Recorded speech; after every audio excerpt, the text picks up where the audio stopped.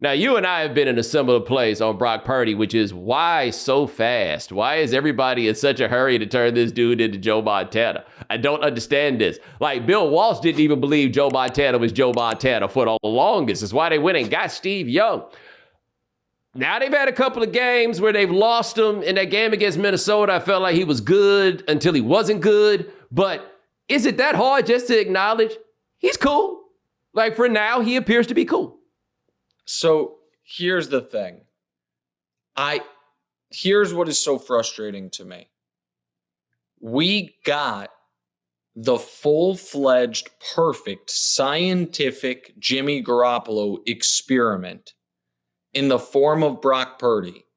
And instead of the folks who had been caping for Jimmy G for 4 years being like, oh shit, I was wrong, they just immediately transitioned to, this guy's even better. And it's like, you've got to be kidding me. And there was an article written, I think, in The Athletic, and it was like, let's pump our brakes. Yes, Brock Purdy could be Montana or Brady, but he also could just be Dak Prescott. And I saw it and I said, you gotta be kidding me. The idea that we're saying his floor is a slightly worse Matt Schaub, who led the league in passing under Kyle Shanahan. His floor is a slightly better Jimmy Garoppolo, who went to multiple conference championship games under Kyle Shanahan. His floor is getting replaced by Kirk Cousins in 2 months. By the way, here's what I will say about Purdy. If we want to have the realest conversation, and I don't know if you saw me say this on TV yesterday. I hope you didn't, because I want your immediate reaction. Right now, trade deadline's in 6 days. If San Francisco calls Minnesota and says, Purdy for Kirk, straight up, who says no? Kirk's a free agent at the end of this year and going to leave for nothing. Minnesota has no long-term plan at quarterback. They'd get a good look at Purdy for basically free. And the Niners, I think, would cruise to the Super Bowl with an upgrade at quarterback. I know people are talking about Kirk being on the Niners next year. Why can't he be on the Niners by week 10? Okay. I think the easy answer is because of the money. They would not do that.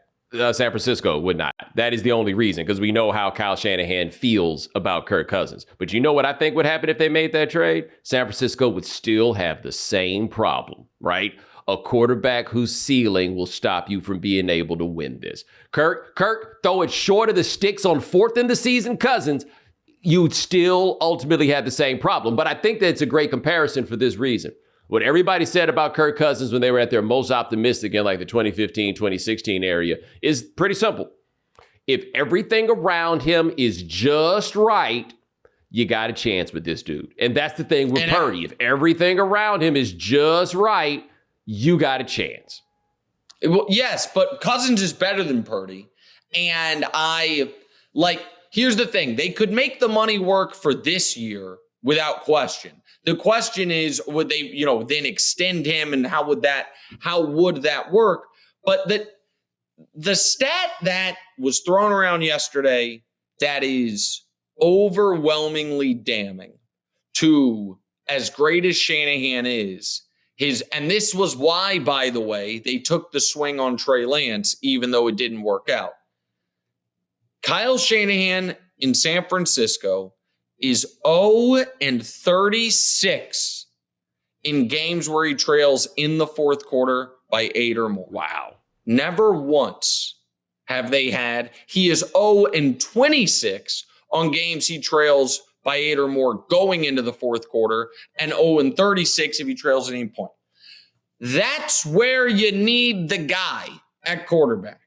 If your weapons and system and scheme have gotten you a lead, you're great. But if you're trailing late and you need a guy to go out there and make some plays, he's never had that person. So that's why they did what they did for Trey, thinking Trey could be that person. He wasn't, obviously. And so now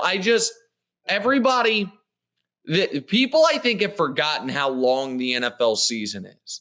Like a month in, we were like, well, it's Niners, Eagles, and then nobody else.